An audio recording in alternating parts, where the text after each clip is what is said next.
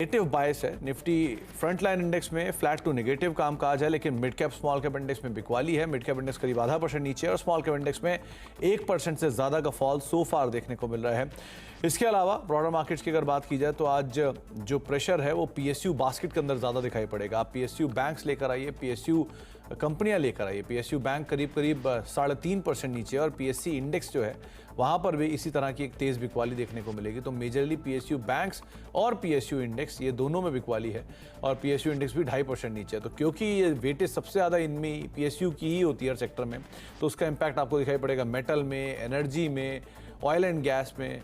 ये कुछ ऐसे सेक्टर है जहां पर इसकी वजह से एक तेज़ बिकवाली आपको दिखाई पड़ेगी। तो मेजरली मार्केट्स में, ब्रॉडर मार्केट में इसीलिए प्रेशर आपको प्रिवेल होता हुआ दिखाई पड़ रहा है। एंजल वन से ओशो कृष्णन हमारे साथ मौजूद है बातचीत करने के लिए। ओशो नमस्कार, स्वागत है कार्यक्रम में। पहले तो मार्केट्स पे एक व्यू, क्योंकि इंडेक्स क्रूशियल जोन पर आ गया है। 22,500 22,600 रेजिस्टेंस होता था, वहीं पर ही इंडेक्स अभी कामकाज कर रहा है। क्या करना चाहिए अभी निफ्टी में, निफ्टी बैंक में? Very good afternoon Sumit ji. सबसे पहले देखें, आज निफ्टी काफी ही एक स्लेंडर रेंज में ही ट्रेड कर रहा है। बहुत ही नैरो होते जा रहा है निफ्टी का रेंज। अगर हम देखें तो लोअर हाइस के पैटर्न पे भी ट्रेड करते हुए दिखाई दे। ओवरऑल निफ्टी में थोड़ा सा कंसोलिडेशन देखने को मिलेगा। अपने 20 डे एक्सपोनेंशियल मूविंग एवरेज को जस्ट सस्टेन कर रहा है, बट अगर इसके नीचे निकलता है तो थोड़ा प्रेशर देखने को मिलेगा। बट हायर लेवल्स पे अगर हम देखें तो 22,520 से 540 का बहुत स्ट्रॉन्ग रेजिस्टेंस है स्पॉट पे, एंड लोअर लेवल्स पे नियर अबाउट 22,440 के आसपास के बहुत स्ट्रॉन्ग सपोर्ट हैं। सो अभी buy on dip and sell on rise का ही मार्केट है। जब तक इस रेंज के अंदर रहता है तब तक हमें buy on dip and sell on rise का अप्रोच रखना चाहिए। अगर हमें ब्रेक थ्रू दिखता है 540 550 के ऊपर, तब थोड़ा सा वापस हमें बुलिश बायसनेस देखने को मिल सकता है। एल्स 440 420 के नीचे अगर गया तो वहां से हमें आने वाले दिनों में थोड़ी बिकवाली होते हुए भी दिखाई दे सकती है। सो अभी थोड़ा कॉशन रखना चाहिए निफ्टी पर। बट अगर बैंक निफ्टी की बात करूं तो बैंक निफ्टी में कंपैरेटिवली थोड़ा स्ट्रेंथ है। अभी अगर हम देखें तो 48,900 और 800 का जो सपोर्ट है वो अभी भी इंटैक्ट है बैंक निफ्टी में। तो जब तक इसके ऊपर सस्टेन कर रहा है, आने वाले दिन में हो सकता है कि थोड़ा ग्रेजुअल अपमूव देखने को मिले। हायर लेवल्स पे 49,200 49,400 का रेजिस्टेंस है। तो अभी अग्रेसिव ट्रेडर्स बाई करके चल सकते हैं बैंक निफ्टी पे 300 से 400 पॉइंट्स की अपसाइड के लिए। Bank Nifty aggressive traders buy कर सकते हैं 300 से 400 पॉइंट्स के लिए। निफ्टी के केस में आप थोड़ा सा अवॉइड करें। बस आपको रणनीति ये रखनी है कि किसी भी गिरावट में ऐड करेंगे तो बहुत क्विकली आपको तेज़ी का फ़ायदा उठा के यहाँ से निकलना होगा। तो सेल ऑन राइज और बाय ऑन डिप्स बहुत ही स्मार्टली आपको इंडेक्स में सो फार प्ले करना होगा। ओशो, स्टॉक स्पेसिफिक कहाँ पर आप नज़र रखे हुए हो? दो काउंटर्स हैं जिसमें काफी अच्छा मूवमेंट एक्सपेक्टेड रहेगा। सबसे पहला है जुबिलेंट फूड। जुबिलेंट फूड में देखें तो पिछले 2 दिनों से एक स्ट्रॉन्ग ट्रैक्शन आया हुआ है। अभी भी काउंटर बिल्कुल ब्रेकआउट के बाद स्ट्रॉन्ग मूवमेंट दिखा रहा है। तो करंट लेवल्स पे बाई करने की सलाह है। 470 72 के आसपास स्पॉट पे चल रहा है, इसे बाई करके चले। आने वाले 1 से 2 दिनों में नियर अबाउट 500 के टारगेट्स हमें जुबिलेंट फूड में देखने को मिल सकते हैं, एंड इसका स्टॉप लॉस मेंटेन करके चलना है 455 का। सेकेंड काउंटर जिसमें काफी स्ट्रॉन्ग मूवमेंट है, एंड पिछले हफ्ते ही काफी अच्छा मूवमेंट आया था एस्ट्रल में। एस्ट्रल में देखें तो काफी स्ट्रॉन्ग ब्रेकआउट आया था। अभी काउंटर में थोड़ा प्रॉफिट बुकिंग आया है, जो कि वापस उसे नियर अबाउट 2080 2090 के जोन पे ड्रैग किया है, जो कि काफी स्ट्रॉन्ग सपोर्ट लाइन है, एक नेक लाइन है इसके ब्रेकआउट का। सो करंट लेवल्स पे बाई करने की सलाह है। आने वाले 1 से 2 दिनों में नियर अबाउट 2200 के टारगेट्स एस्ट्रल में एक्सपेक्टेड है, and short term traders stop loss maintain करके चलें 2020 का। 2020 का स्टॉप लॉस रखें और एस्ट्रल में आप लॉन्ग साइड पे जाएंगे। बातचीत में ये डे हाई के आसपास पहुंच चुका है। दूसरा नाम है जुबिलेंट फूड। आज एक अच्छा ब्रेकआउट है, तो जुबिलेंट फूड के ऊपर भी आप खरीदारी करे चल सकते हैं। थोड़ी पहले आशीष जी ने भी यहाँ पर खरीदारी करे चलने की राय आपको दी थी इसी स्टॉक में। आगे भी हम ओशो से बातचीत करेंगे, लेकिन कुछ स्टॉक्स जिनके ऊपर चर्चा करना जरूरी है। मिड कैप में आज किस तरह की सिचुएशन है? मिड कैप इंडेक्स हालांकि बिल्कुल फ्लैट है, बहुत ज़्यादा कोई आज बिकवाली नहीं, बहुत ज़्यादा तेज़ी नहीं, लेकिन स्मॉल कैप में ज़्यादा बिकवाली है। सो मिड कैप इंडेक्स में सबसे पहले जहां बिकवाली है वो है सरकारी बैंक, भारी भरकम बिकवाली। केनरा बैंक 5% नीचे, bank of Baroda, UCO bank, bank of Maharashtra 3 से लेकर 5% तक की बिकवाली यहाँ है। मेटल में भी आपको मेजर पीएसयू दिखाई पड़ेंगे। हिंदुस्तान कॉपर करीब 3.5% नीचे, सेल 2.5% नीचे, हिंडाल्को 2% नीचे, हिंदुस्तान जिंक 2.5% के आसपास बिकवाली यहाँ पर है। इसके अलावा रियल एस्टेट में खरीदारी है, तो रियल्टी खरीदारी में ब्रिगेड 5.5% ऊपर, प्रेस्टीज एस्टेट 4.5% ऊपर, अजमेरा 2.5% के आसपास तेजी दिखा रहा है। आईटी फ्रंटलाइन मिड कैप दोनों में स्लाइटली खरीदारी है, तो एल&टी इन्फोटेक माइंट्री 1% ऊपर, एम्फेसिस करीब 3/4% ऊपर, परसिस्टेंट 2% ऊपर और रैकल 1% के आसपास की खरीदारी यहाँ पर भी आते हुए दिखाई पड़ रही है। मिड कैप के चढ़ने वाले शेयरों में गोदरेज प्रॉपर्टी आज का स्टार 9.5% की तेजी, गुजरात गैस 3.5% ऊपर, दीपक नाइट्राइट 3.5% ऊपर, ट्यूब इन्वेस्टमेंट 3.5% तेजी यहाँ पर देखने को मिल रही है। गिरने वाले शेयरों में पेटीएम में लोअर सर्किट है, अपोलो टायर 3.5% नीचे है, मैक्रोटेक 4% नीचे है और यूनियन बैंक 4% बिकवाली यहाँ पर भी आते हुए दिखाई पड़ रही है। ओशो 2 स्टॉक का जिक्र करना चाहूंगा। पहला गोदरेज प्रॉपर्टीज, आज का स्टार, बढ़िया तेजी में स्टॉक ट्रेड कर रहा है, और दूसरा यूनाइटेड स्पिरिट्स, बातचीत करते करते ही ये स्टॉक ने अभी नया अपना ऑल टाइम हाई काटा है। क्या करें इन दोनों में? गोदरेज प्रॉपर्टीज में सबसे पहले देखें तो आज इसने काफी स्ट्रांगली ब्रेकआउट आया, पिछले प्रीवियस स्विंग हाई जो था उसके ऊपर निकला है, वॉल्यूम के बेसिस पे एक अच्छा ब्रेकआउट है, जो एक्सपेक्टेड रहेगा कि आने वाले 1 से 2 दिनों में और अच्छा ट्रैक्शन इस काउंटर में देखने को मिले।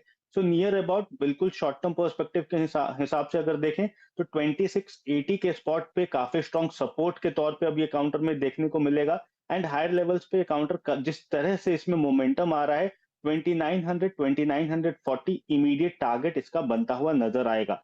तो इसमें भी जो नया रेंज है वो 2680 से लेकर के नियर अबाउट 2950 के आसपास का है। सो इसी रेंज में buy on dip and sell on rise या बुक ऑन हायर लेवल्स पे हमें अप्रोच रखना चाहिए जी। और यूनाइटेड स्पिरिट्स?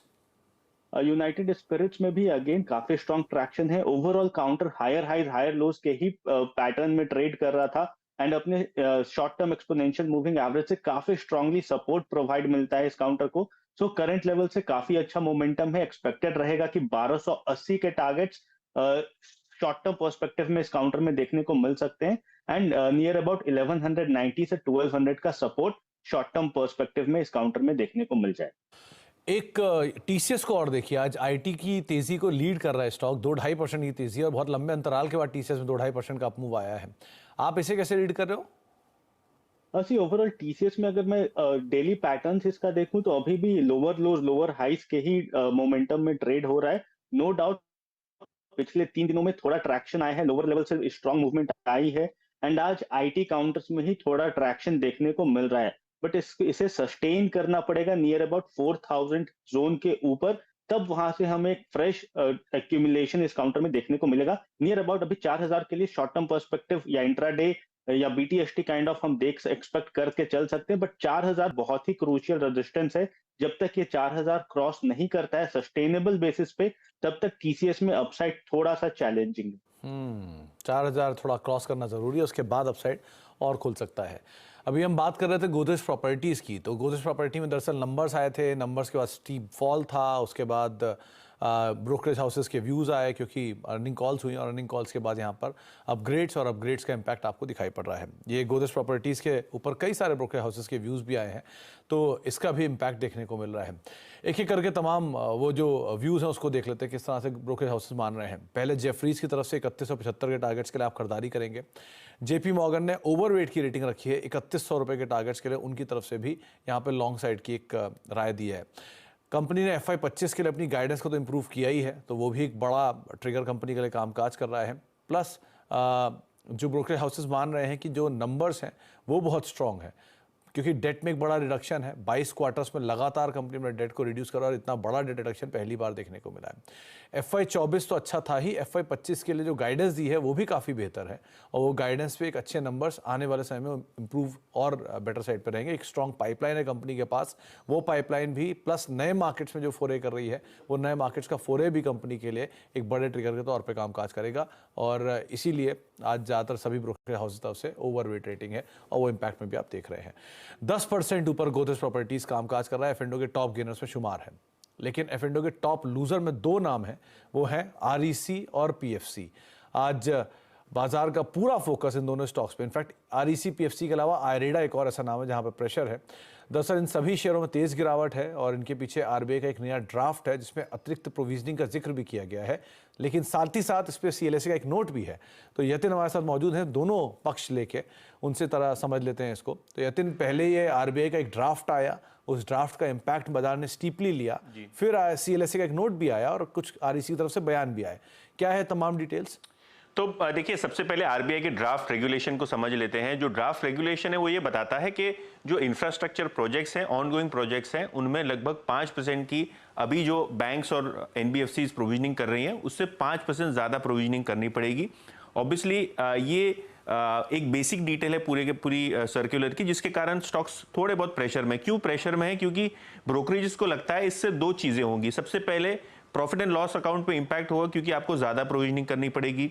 दूसरी जो चीज़ है वो ये है कि आपका जो कैपिटल एडिक्वेसी रेशियो है, क्योंकि आप ज़्यादा प्रोविजनिंग कर रहे हैं तो कैपिटल एडिक्वेसी रेशियो पे भी इंपैक्ट आता हुआ नजर पड़ेगा। इनफैक्ट ऑन गोइंग प्रोजेक्ट्स पे 5% और जो प्रोजेक्ट्स कमीशन हो गए हैं उन पे 2.5% की एडिशनल प्रोविजनिंग करनी पड़ेगी इंफ्रास्ट्रक्चर सेक्टर के अंदर, जिसके कारण आपको इंपैक्ट दिख रहा है। दो ब्रोकरेज व्यू ले लेते हैं। सबसे पहले सीएलएस है, जिसको लगता है कि आरईसी पीएफसी जैसी कंपनीज को इसका इंपैक्ट कम होगा क्योंकि ये Ind AS accounting standard follow करते हैं, तो प्रॉफिट एंड लॉस अकाउंट पे कोई इंपैक्ट नहीं होगा। बल्कि CET1 रेशियो अगर हम देखें तो लिक्विडिटी पोजीशन दोनों ही आरईसी पीएफसी की ज़्यादा है, क्योंकि जो कैपिटल एडिक्वेसी रेशियो है 23% से थोड़ी ज़्यादा है, तो इम्पैक्ट इतना नहीं आएगा क्योंकि जो कॉम्पिटिटिव पोजीशन है वो बेटर रहेगी आरईसी पीएफसी की बैंक्स के मुकाबले। आईएफएल का दूसरी तरफ से मानना ये है कि 1.5 से 3% के आसपास आपको बुक वैल्यू पे इंपैक्ट आता हुआ नजर पड़ेगा आरबीआई के ड्राफ्ट रेगुलेशन से, पीएसयू बैंक्स पे खास करके। और आरईसी पीएफसी और इरेडा जैसी जो कंपनी है, इनकी कैपिटल एडिक्वेसी पे लगभग 2 से 3% तक का इंपैक्ट देखने को मिल सकता है। तो बहुत ज़्यादा इम्पैक्ट शायद ना हो, लेकिन आईएफएल मान रहा है कि थोड़ा बहुत इम्पैक्ट शायद देखने को मिल भी सकता है। बहुत बहुत शुक्रिया यतिन तमाम डिटेल्स के लिए। ओशो, क्या करना चाहिए? आरईसी और पीएफसी में एक बढ़िया चाल भी आई है तो थोड़ा प्रॉफिट टेकिंग वैसे ही बनता था, लेकिन आज ये न्यूज़ फ्लो एक ट्रिगर बन गया। क्या करना चाहिए इन दोनों स्टॉक्स में? न्यूज के वजह से दोनों काउंटर में वोलेटिलिटी तो काफी इंक्रीज हो गई है, काफी अच्छा डिप भी मिला है, बट हमें थोड़ा इंतजार करना चाहिए। बिकॉज अगर मैं टेक्निकल डेवलपमेंट्स की भी बात करूं तो टेक्निकली भी दोनों ही काउंटर ओवरबॉट टेरेन में पहुंच चुके थे, तो थोड़ा एक्सपेक्टेड था कि प्रॉफिट बुकिंग आने वाले दिनों में देखने को मिल सकता है। एंड इसे एक हेल्दी करेक्शन के तौर पे भी देखा जा सकता है, बिकॉज जैसे ही ये काउंटर थोड़ा कंसोलिडेट करता है near about 500, for example REC near about 500 490, ये जोन में थोड़ा कंसोलिडेट करता है, थोड़ा टाइम वाइज करेक्शन आता है इस काउंटर में, तो वापस एक अच्छा अपॉर्चुनिटी मिल जाएगा शॉर्ट टर्म इन्वेस्टर्स को ये काउंटर को एक्यूमुलेट करने के लिए। ओवरऑल ट्रेंड काफी पॉजिटिव है, इन बिटवीन हिकअप्स को हेल्दी कंसिडर किया जाता है बुलिश ट्रेंड में। सो दोनों ही काउंटर में जो आज डिप आया है इसे थोड़ा हमें हेल्दी कंसिडर करना चाहिए। 1 से 2 दिन इंतजार करना चाहिए वोलेटिलिटी को सबसाइड होने के लिए एंड वापस से बाइंग की अपॉर्चुनिटी ढूंढ लेनी चाहिए। थोड़ा स्टेबल हो, उसके बाद आप कॉल लीजिए, वो ज़्यादा बेहतर रहेगा। अब एक ब्रेक का वक्त है। ब्रेक के उस पार हमारे साथ रेमंड्स की मैनेजमेंट मौजूद रहेगी, उनसे हम बातचीत करेंगे नंबर्स को लेकर भी, बाकी डिटेल्स के ऊपर भी। एक छोटा सा ब्रेक। ब्रेक के उस पार अमित सर वहाँ से मौजूद होंगे, उनसे हम बातचीत करेंगे।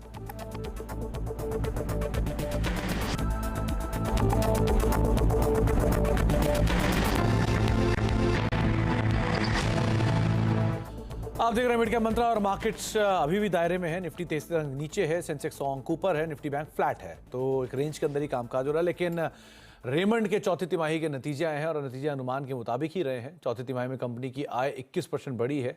इसमें सबसे बड़ा हाथ रियल एस्टेट कारोबार का है। एबिटा मुनाफा दोनों अनुमान के मुताबिक रहे हैं। हाईएस्ट एवर एनुअल और क्वार्टरली रेवेन्यू कंपनी ने पोस्ट किया है। नंबर से बातचीत करने के लिए हमारे साथ रेमंड के group CFO Amit Agarwal sir मौजूद हैं। अमित सर नमस्कार, स्वागत है कार्यक्रम में। पहले तो बढ़िया नंबर्स कंपनी ने पोस्ट किए हैं इस क्वार्टर के अंदर, खासतौर से बीटा फ्रंट पे, रेवेन्यू फ्रंट पे रिकॉर्ड नंबर्स आए हैं। सो क्या ऐसा काम कर गया कंपनी के लिए? क्या वो रियल एस्टेट का एक स्ट्रॉन्ग परफॉर्मेंस ओवरऑल नंबर्स पे रिफ्लेक्ट हुआ? इस क्वार्टर की अगर खास बात करें तो 2-3 सेक्टर ने बहुत अच्छी मजबूती दिखाई। एक तो ब्रांडेड अपैरल, हम जिस तरीके से रिटेल एक्सपेंशन कर रहे हैं, पिछले 12 महीने में हमने 200 नए स्टोर खोले।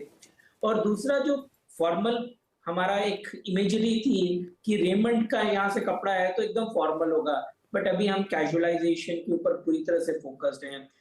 एथनिक्स जो है उसके 115 स्टोर हो गए। ये सब चीजों के कारण हमारे जो ब्रांडेड अपैरल सेगमेंट है उसमें 20% प्लस ग्रोथ देखने को मिली compare to year on year. दूसरा जो रियल एस्टेट का बिजनेस है उसमें भी काफी अच्छी ग्रोथ देखने को मिली। अगर आप देखें तो ऑलमोस्ट 2300 करोड़ का हमने रेवेन्यू प्री सेल्स बुकिंग किया हुआ है। और हमारे जो प्रोजेक्ट हैं वो बांद्रा जो हमने फर्स्ट JDA प्रोजेक्ट लॉन्च किया, अभी तक जो हम थाने फोकस्ड लॉन्च कर रहे थे, अभी हमने बांद्रा में लॉन्च किया which is the first JDA project. और उसका best part is result is कि फर्स्ट 40 डेज में हमने 60% ऑफ लॉन्च्ड इन्वेंट्री बेच दी। तो अमित सर, मैं यही पूछना चाह रहा था आपसे कि रियल एस्टेट में एक बहुत स्ट्रांग परफॉर्मेंस आई है और कई सारे तो प्रोजेक्ट्स 90% से ज़्यादा की होल्डिंग भी दिखा रहे हैं, बुकिंग भी दिखा रहे हैं। सो किस तरह का स्टेटस वहाँ पर है? दूसरा, जो नए लॉन्चेस हैं वो किन एरियाज में हैं, कहाँ पर आप एक्सपेंड कर रहे हो? आज की डेट में जो कस्टमर है वो इन्वेस्टर कम है, और स्पेशली हमारे प्रोजेक्ट में तो इन्वेस्टर कम है, एंड यूजर ज्यादा है। और एंड यूजर को अगर ये कॉन्फिडेंस आ जाए इंडिया के मार्केट में कि हमको टाइमली अपार्टमेंट मिल जाएगा या टाइम से पहले मिल जाएगा, वो इटसेल्फ बहुत बड़ा फैक्टर होता है एक। और buying a home is an emotional decision. दूसरा, जहां तक आपने जैसे बोला कि हमारा जो फोकस है कौन सी मार्केट में, हमारा क्लियर फोकस एमएमआर में रहने वाला है। थाने की जो हमारी 100 एकड़ की लैंड है उसमें 40 एकड़ हम अभी एक्सप्लॉइट कर रहे हैं, बना रहे हैं, और 60 एकड़ ओवर अ पीरियड बनाएंगे। तो अमित सर, एक चीज़ और, मतलब आपने रियल एस्टेट की ये बात की, लेकिन प्रोमिनेंट बिजनेस में टेक्सटाइल और इंजीनियरिंग, इनके बारे में, क्योंकि इंजीनियरिंग का डोमेस्टिक और एक्सपोर्ट, आपने एविएशन पार्ट्स पे भी अब फोरे कर रखा है, वहाँ पर भी एक्सपैंड कर रहे हो, सो वहाँ पर क्या ओवरऑल सिचुएशन है? देखिए, इंजीनियरिंग बिजनेस में देखिए दो चीज आती है। एक तो हमारा जो बिजनेस है वो एक इंजीनियरिंग कंज्यूमेबल का है और एक ऑटो कंपोनेंट्स का है। और तीसरा जो इंपॉर्टेंट सेगमेंट क्रिएट हो रहा है, क्योंकि हमने अभी जो माइनिंग प्रिसिशन बिजनेस एक्वायर किया है, वो तीनों हम कंसोलिडेट करके एक बड़ा इंजीनियरिंग बिजनेस बनाते हैं, जिसमें दो वर्टिकल होंगे, दो सब्सिडरीज में हम क्रिएट करेंगे। एक है इंजीनियरिंग कंज्यूमेबल ऑटो कंपोनेंट्स और दूसरा होगा एरोस्पेस डिफेंस। तो जहां तक एरोस्पेस डिफेंस का सवाल है, वो बहुत ही फास्ट ग्रोइंग सेक्टर है। उस बिजनेस में करीब 20 to 25% year on year growth देखने को मिलती है। तो अमित सर, एक चीज और, आपने क्योंकि 3 सब्सिडरी की बात की, अब इंपॉर्टेंट है कि ये सब्सिडरीज का डीमर्जर जो 1 अप्रैल से इंप्लीमेंट हो गया है, क्या इनकी लिस्टिंग जल्दी देखने को मिलेगी और कैसे वैल्यू क्रिएट करोगे आप और इन्वेस्टर्स के लिए? नहीं, तो देखिए, जो लाइफस्टाइल का बिजनेस है वो हमारा डीमर्ज हो रहा है और 9th of May को हमारी फाइनल एनसीएलटी की हियरिंग है। उसके बाद वी आर एक्सपेक्टिंग अनदर 3 महीने के अंदर में you will have listing of 2 stocks, Raymond limited जिसके अंदर इंजीनियरिंग और रियल एस्टेट का बिजनेस है, और रेमंड लाइफस्टाइल लिमिटेड जिसके अंदर लाइफस्टाइल कपड़े का बिजनेस है। वो समवेयर लाइफस्टाइल का बिजनेस का listing I think July and या अगस्त में हम एक्सपेक्ट कर रहे हैं। तो क्लियरली हम आईपीओ नहीं बोल रहे हैं, ऑटोमेटिक वर्टिकल डीमर्जर है, तो ऑटोमेटिक लिस्टिंग होगी दोनों बिजनेसेस की। चलिए, बहुत बहुत शुक्रिया अमित सर हमारे साथ मौजूद रहने के लिए और नंबर से बातचीत करने के लिए, और एक बार फिर से बहुत बहुत शुभकामनाएं बढ़िया नंबर्स के लिए और आगे आने वाली सिचुएशंस के लिए। जाने से पहले वही खिलाड़ियों का अपडेट भी देख लेते हैं। आज हफ्ते का पहला कारोबारी सत्र है, किस तरह से अब तक की सिचुएशंस देखने को मिल रही हैं। इस पूरे हफ्ते जो हमारे साथ 3 खिलाड़ी मौजूद रहने वाले हैं, उसमें अरुण कुमार मंत्री हैं, सोनी पटनायक हैं और प्रदीप चंदानी हैं, 3 हफ्ते के विजेता हैं। So far return wise Soni lead कर रही है 1% positive return, Arun flat to positive और प्रदीप का रिटर्न करीब -2.5% के आसपास देखने को मिल रहा है। तो ये सिचुएशन से रिटर्न की। एक ब्रेक का वक्त है और ब्रेक के उस पार नो योर कंपनी, और आज हम बातचीत करने वाले हैं पेंट स्पेस से कंसाय नेरोलैक पेंट्स के एमडी अनुज जैन सर से। एक ब्रेक।